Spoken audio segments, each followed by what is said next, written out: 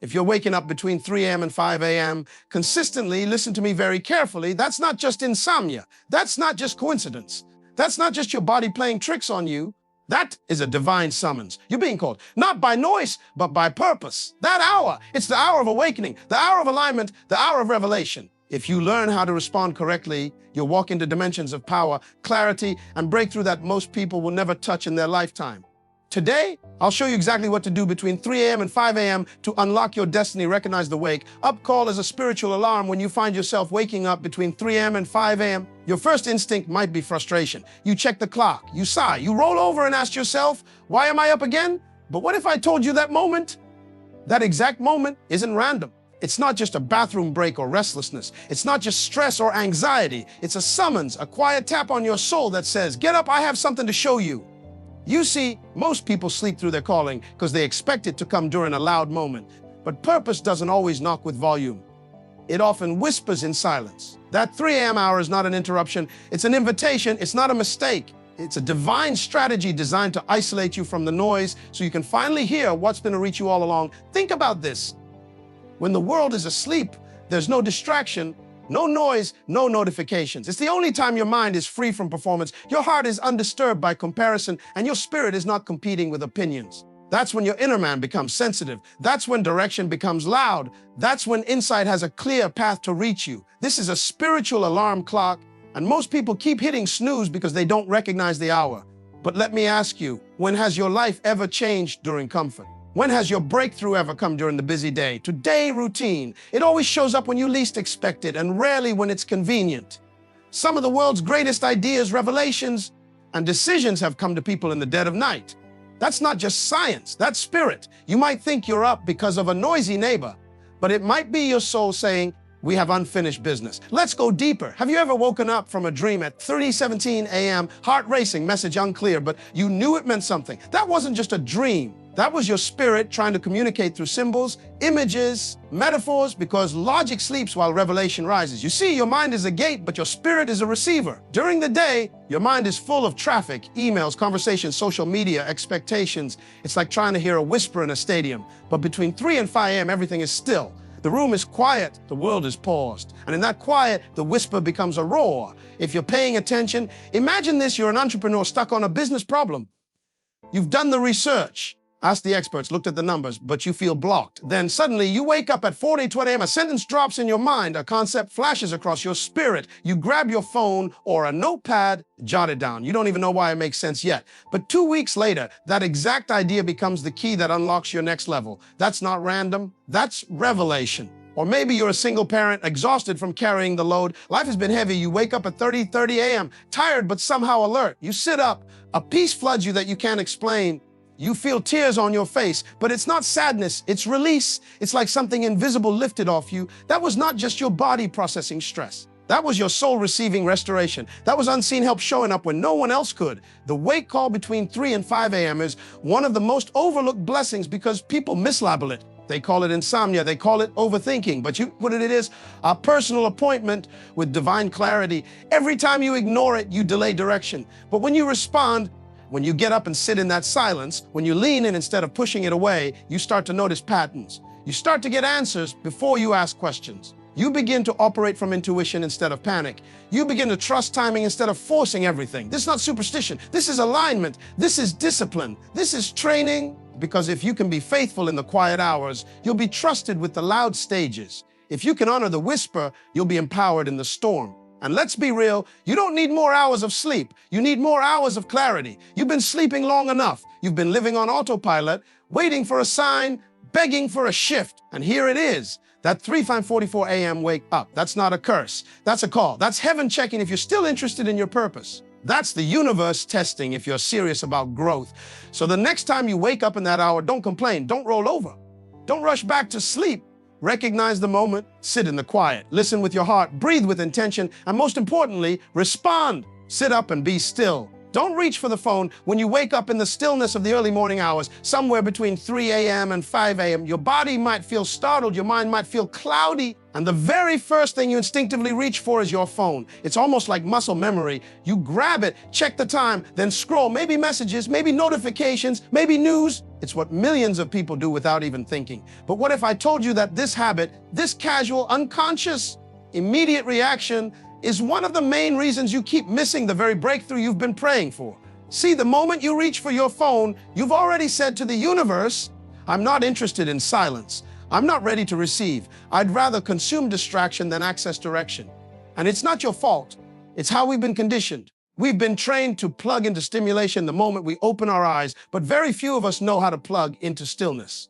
But let me give you a truth that might shake you. Distraction is the enemy of revelation. And revelation, insight, clarity, guidance doesn't shout through noise. It speaks through silence. That's why you must learn the art of sitting up and being still when you wake up during those divine hours. There is a reason ancient thinkers, powerful leaders, and visionaries all prioritize silence, because silence is where alignment begins. And when you sit up without rushing, without reaching, and just let yourself be, you create a space for something higher to enter. You make room for clarity. You clear out the clutter of yesterday so you can receive instructions for today. Let's talk real life for a second. You've had mornings where you woke up early, grabbed your phone, and before you even stood up, you already felt overwhelmed. One text threw off your whole mood. One Instagram post made you question your progress. One headline made you anxious about the world. That's not how you're supposed to start your day, especially not a day that's carrying your next level. Now imagine this alternative. You wake up, your eyes open.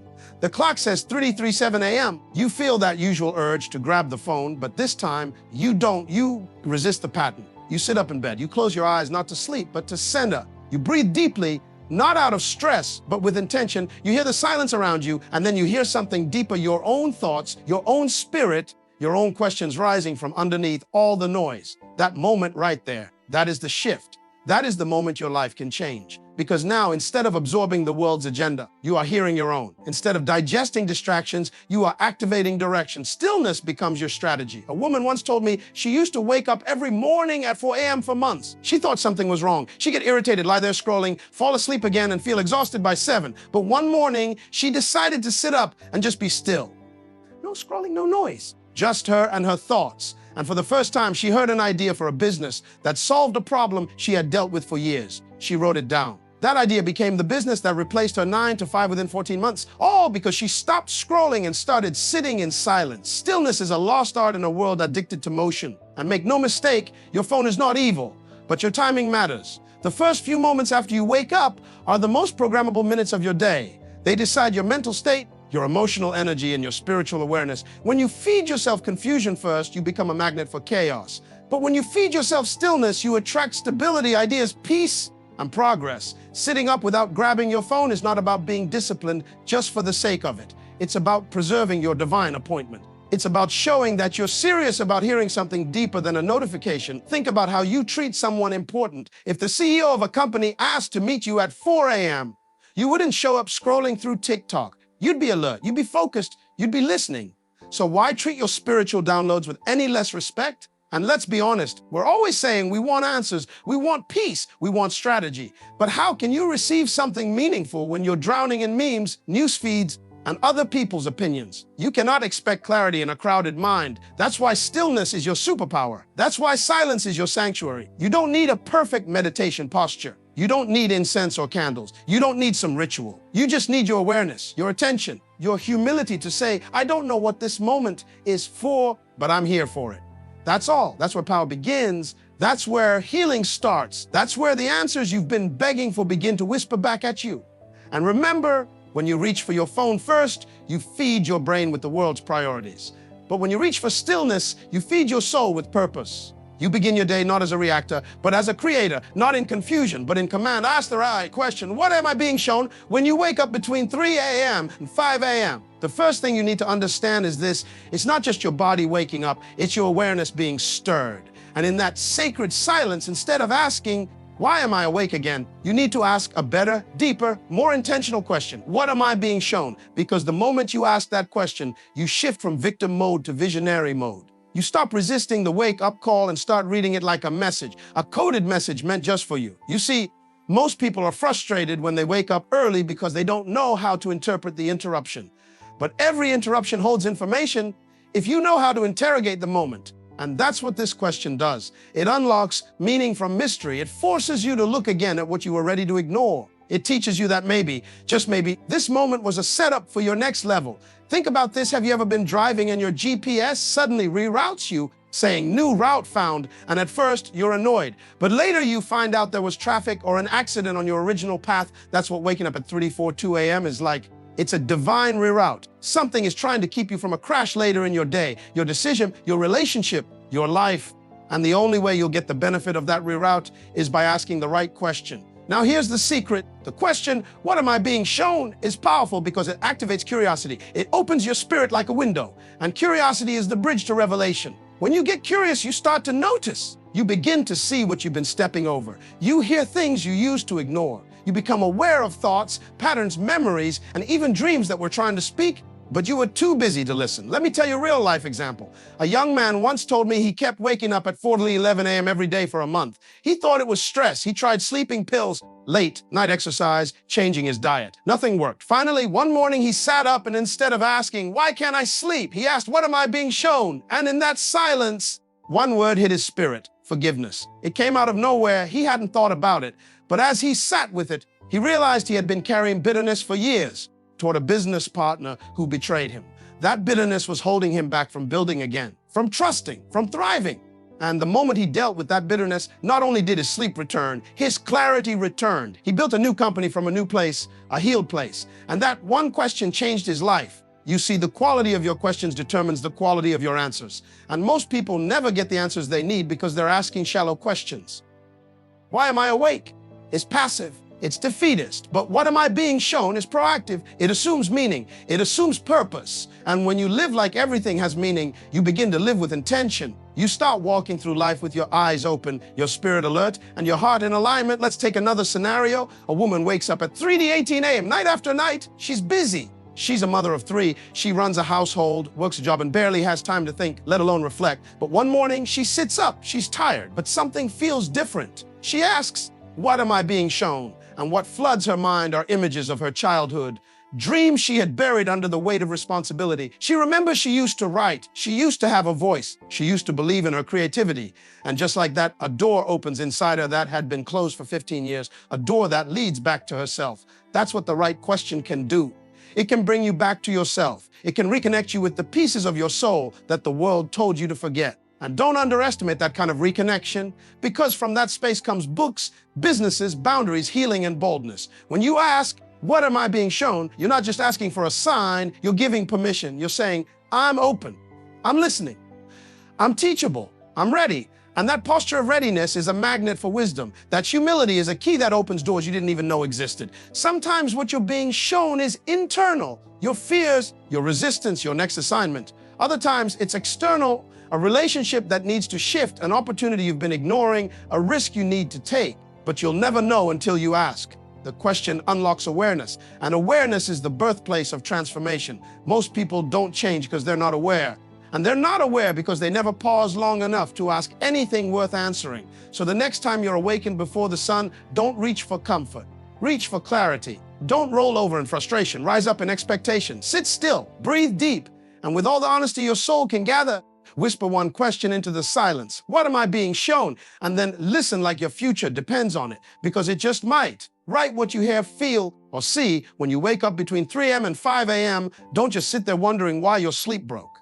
Don't just lie back down thinking it's coincidence. This isn't just about waking up, it's about awakening. In that quiet moment when the world is asleep and everything around you is still, your spirit is wide open. That's the time when your senses are more sensitive, your inner voice is louder, and the invisible realm is more visible if you're willing to pay attention. So what do? You write what you hear, feel, or see. Why? Because in that hour, what you receive isn't coming from the noise around you. It's coming from the depths within you. It's coming from the part of you that's been drowned out by business and buried under responsibility. Most people dismiss those quiet thoughts, those subtle feelings, those flickering visions like they're random. But nothing is random between 3 and 5 a.m. That's the time when heaven whispers, when clarity slips through the cracks, And when destiny tries to sneak into your awareness, there was a man who kept waking up at 4:03 a.m. every morning. He didn't know why. At first, he thought it was just age, or maybe he was stressed. But then he started noticing something strange. Every time he woke up, a sentence would pop into his head. Just one, it was never the same. Sometimes it was a phrase, other times a name. Sometimes it was a full idea. One night he finally got tired of ignoring it, so he grabbed a journal and just started writing. Not thinking, not filtering, just writing what he heard. Day after day, he did this. And after a few months, he looked back at his pages and realized they formed the blueprint for a book that had been sitting in his heart for over 10 years. He didn't even try to write a book. He just wrote what he heard. And what came out was legacy. That's what happens when you give language to the quiet. That's what happens when you capture the whisper. Let's make it real. You've had those moments. You wake up and you feel something, but you can't explain it. A heaviness, a strange sense of peace, a vivid memory, a person's face you haven't thought of in years. And what do most people do? They roll over, they scroll, they suppress it. But you're different. You're ready now. Next time you feel that weight, that pull, don't ignore it. Write it down, because what you write might not make sense today, but in 2 weeks, in 2 months, in 2 years, it might be the missing puzzle piece that unlocks everything. There's something powerful about putting ink to paper. Writing is not just recording, it's revealing. When you write what you hear, you start to discover what's been hiding inside you. When you write what you feel, you make space for healing. When you write what you see, you start painting the vision before it manifests. A young woman once told me she kept seeing a certain image in her mind when she woke up early. A tree with roots stretching underground and a light shining through the branches. She didn't know what it meant, but she kept drawing it, writing about it, describing it. Eventually, she realized it represented her life.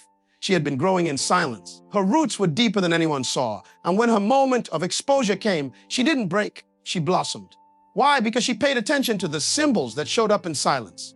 What you write in those early hours might be messy. It might not have grammar. It might not even make sense. But don't stop. Write the sentence that pops into your spirit. Write the question that repeats in your heart. Write the picture you see in your mind. Because what you're doing is not journaling, it's documenting divine instruction. And here's something deep. Your future self might be depending on what you write today. There are ideas that will only come to you in that sacred space. There are warnings that will only whisper when you're still. There are strategies that don't sound logical during the day, but become crystal clear in that early morning quiet.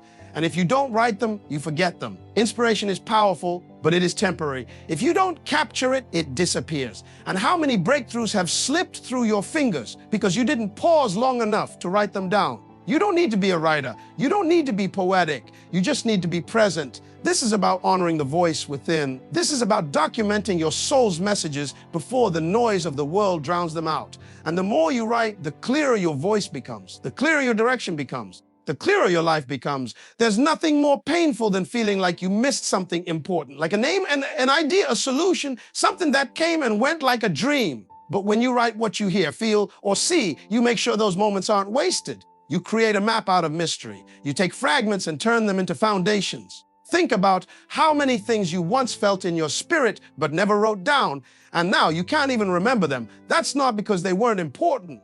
It's because they weren't captured. The pen is your net, the paper is your soil, and every idea that drops in the quiet is a seed. The more you write, the more you plant. The more you plant, the more you grow. And the more you grow, the more fruit your life begins to produce. So when that moment comes again, when your eyes open at 1 a.m., and your chest feels like it's carrying something unspoken, don't rush it. Don't explain it away. Don't silence it with scrolling. Just sit, listen, and write. Write what you hear. Write what you feel. Write what you see. Because those words might become the very foundation of your transformation. Affirm your identity with power statements. When you wake up between 3 a.m. and 5 a.m., you're not just awake, you're available to receive instruction, direction, wisdom, and power.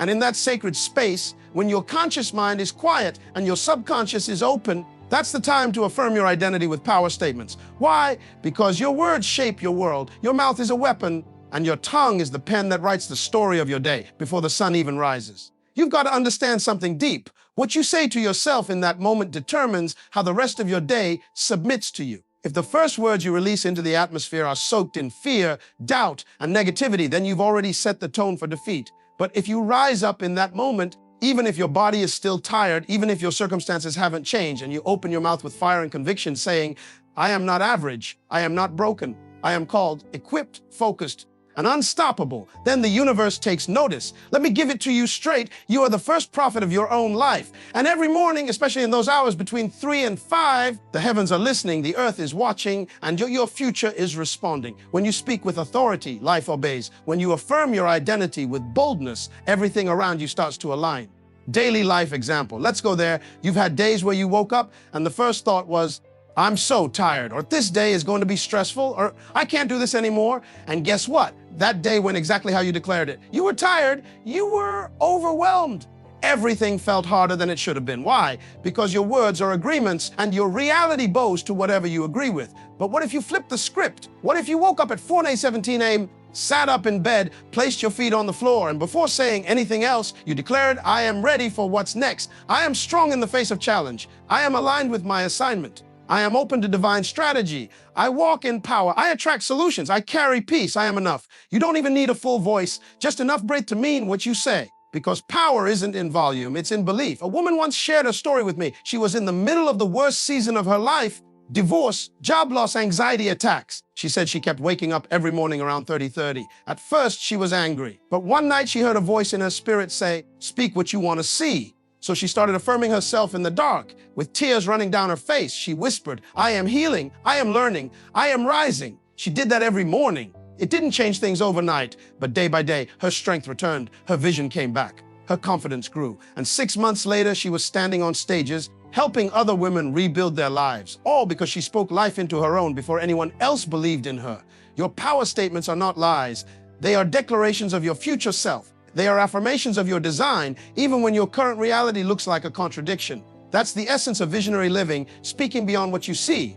Maybe today, your bank account is low, but that doesn't stop you from saying, I walk in abundance and provision finds me. Maybe you're dealing with sickness, but your mouth still declares, I am whole and healing is working through me. Maybe you've been overlooked, but you still speak, I am valuable and my time is coming. You don't speak because it's easy. You speak because it's necessary. Because if you don't define yourself in that hour, the world will do it for you by noon. If you don't remind yourself who you are, you'll start operating like who they said you were. And they don't know the blueprint. They don't know the vision inside you. You do. Here's what's crazy. Your brain doesn't even know the difference between what's real and what's imagined. It just responds to repetition.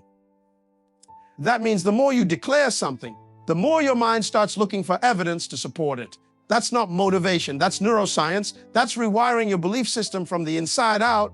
Imagine a man who's been passed up for promotion over and over again. He's tempted to give up, but instead of sinking into self-pity, he starts waking up early and affirming, I bring value to every room. My work speaks for itself. I am recognized. I am rewarded. I am ready. A month later, an executive from another company sees his work online and offers him a position at double the salary. Coincidence? No, he aligned his language before life caught up. You've got to become a master of your own narrative. And that means every time you wake up early, especially when it's unplanned, when it feels inconvenient, take it as a cue, a divine reminder. Open your mouth and own your identity, not who you were, not who they said you are, but who you're becoming. And don't just repeat the same recycled affirmations either. Speak directly to your situation. Speak to your dream. Speak to your potential. Speak to the younger version of you who thought it was impossible. Let that version hear your voice now, bold, steady, unapologetic. There's a reason your voice sounds different in the early morning. It's raw, it's vulnerable, it's real. That's the perfect time to use it as a weapon, not to fight people, but to fight limitation, to fight hesitation, to fight the lies you've believed for too long. You were never meant to live on autopilot. You were never meant to shrink in silence. When you wake up in that sacred hour, open your mouth and unleash your identity into the atmosphere. Say it until your bones believe it. Say it until your habits match it. Say it until your life reflects it. Because your future is not waiting for motivation, it's waiting for declaration. Pray or meditate intentionally when you wake up between 3 a.m. and 5 a.m. That's not just a random event. That's not your bladder. That's not insomnia, and it's definitely not coincidence. That's a summons. That's the alarm clock of destiny going off in your spirit. And in that quiet, raw, unfiltered hour, when the world is sleeping, when notifications are silent, and when everything is still, that's the time to pray or meditate intentionally. Not just casually, not with your mind wandering or repeating empty words, but with fierity, with hunger, because in those moments, your spirit is more sensitive and your soul is wide open. That's when downloads drop. That's when alignment happens. Prayer or meditation in that sacred window isn't just about asking, it's about aligning. It's about recalibrating your frequency so that you're not just surviving the day, but commanding it. You don't just go into prayer with a laundry list of problems. You go in to remind the atmosphere who you are. You go in not to beg, but to build strength, vision, discipline, clarity. You go in not to whine about the battle, but to gear up for victory. Let's make it practical. Think of the most powerful people you admire, the ones who walk into rooms with unshakable confidence, the ones who seem to always say the right thing, who stay calm in chaos, who make impossible moves look easy. That mindset, that clarity, that power, it wasn't born in meetings or applause. It was forged in solitude. It was developed in the early hours, when they could hear themselves think, when they could face their fears, when they could speak life over their future without distractions or noise. I remember talking to a business owner who told me his breakthrough didn't come from a new marketing strategy. It came when he started waking up at 4:00 a.m., sitting on his floor, closing his eyes, and breathing with intention. He would visualize his team thriving. He would speak peace into the contracts he was negotiating. He would pray clarity over decisions he didn't yet have the answers to. And guess what? The anxiety that once ruled him started dissolving. Ideas started flowing. Partnerships came out of nowhere. Why? Because he shifted his position from reaction to creation. And that shift happens when you meditate or pray with focus and intensity. Too many people pray like they're hoping to win the lottery, random, desperate, distracted. But when you understand the power of that window between 3 and 5, you stop being casual.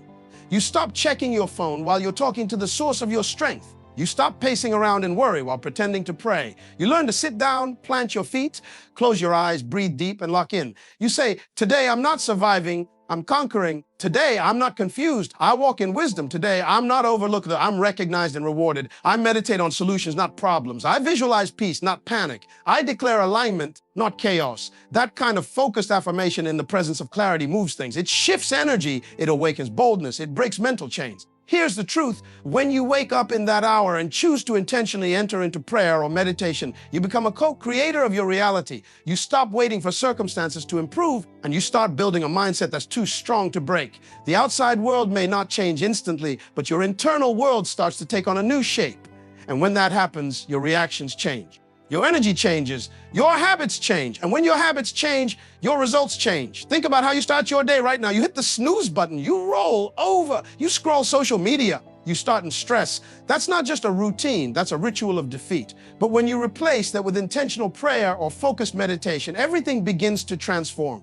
You don't wait for motivation, you generate it. You don't wish for peace, you command it. You don't hope for vision, you receive it. There was a woman I knew, a single mother of 3, working 2 jobs, barely sleeping. She started waking up around 3:45 a.m. every morning, feeling overwhelmed. But instead of panicking, she decided to try something different. She sat still, lit a candle, and started visualizing her life 1 year from now. She spoke strength over her body. She visualized herself debt-free. She imagined hugging her kids with joy instead of exhaustion.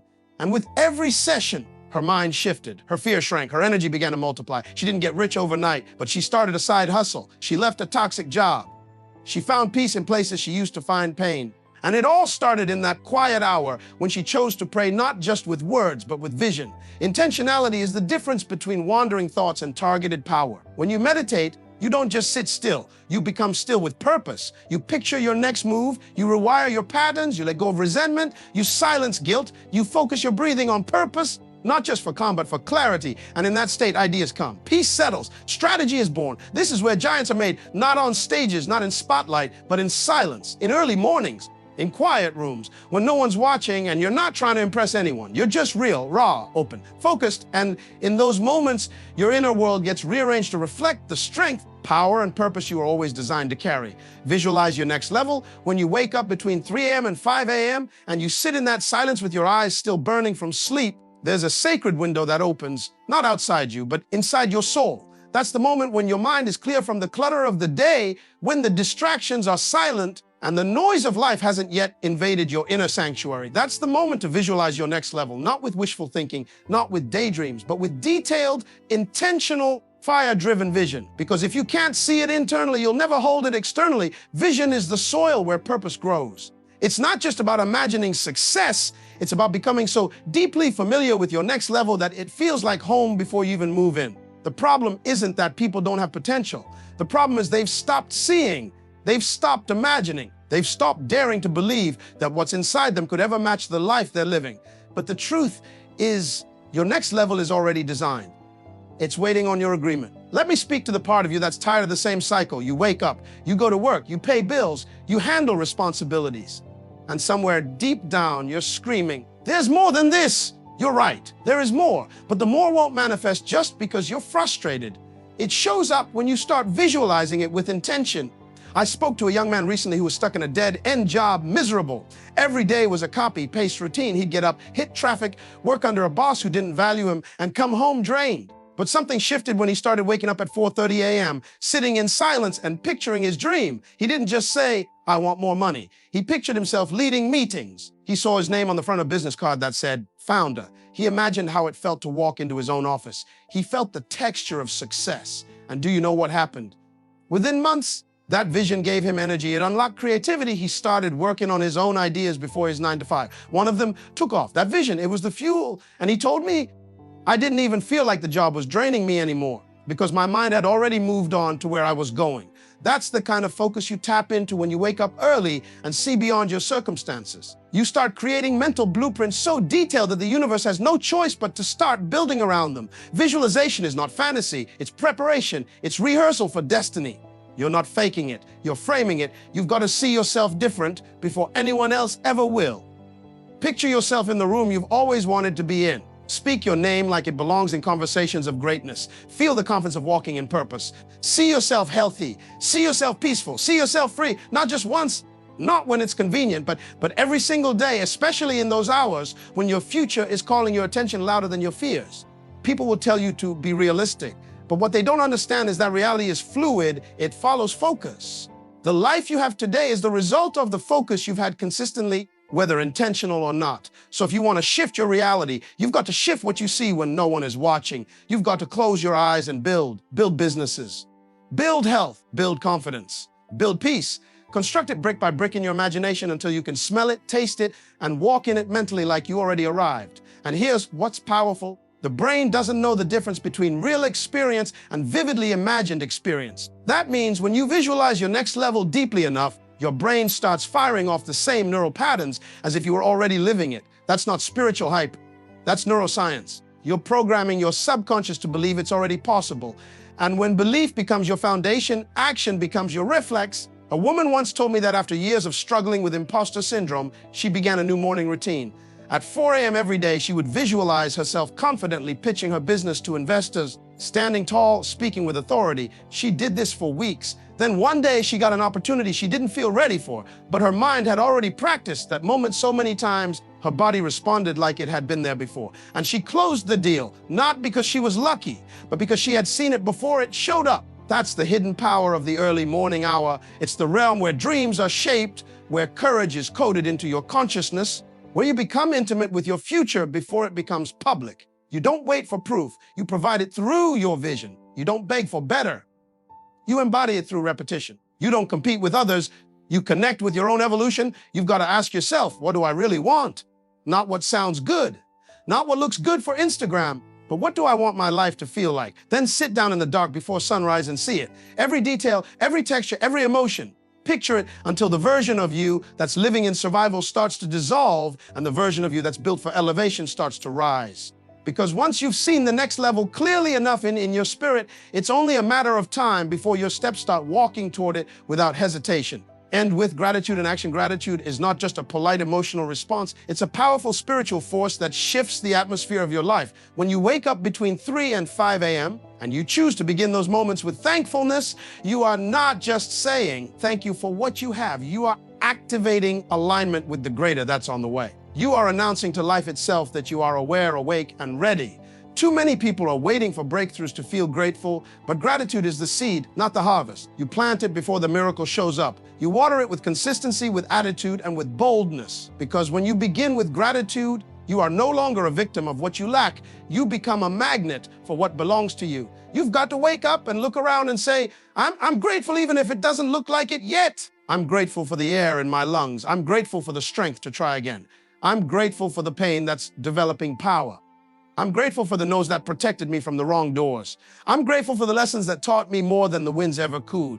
That kind of mindset is not naive. It's warfare. Because when the enemy of your soul wants to stop you, it doesn't attack your resources, it attacks your perspective. But when your perspective is laced with gratitude, Nothing can poison your purpose. I met a man once who had lost everything. Divorce, bankruptcy, health issues. He was sleeping in his car. Most people would have crumbled under that kind of pressure.